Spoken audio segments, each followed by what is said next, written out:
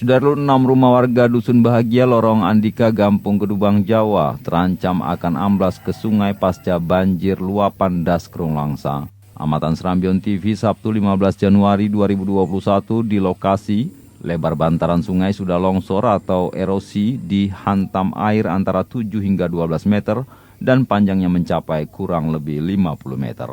Bantaran yang erosi ini telah mendekati 6 rumah warga yang berada di sekitar bantaran Das Krung Langsa tersebut.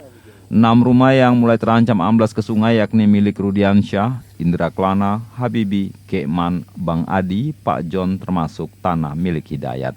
Salah seorang pemilik rumah, Indra, kepada Serambion TV Sabtu 15 Januari 2021 mengatakan luapan banjir Krung Langsa beberapa pekan lalu cukup parah. Longsor telah mengamblaskan sekitar 7 hingga 12 meter tanah milik warga di sana.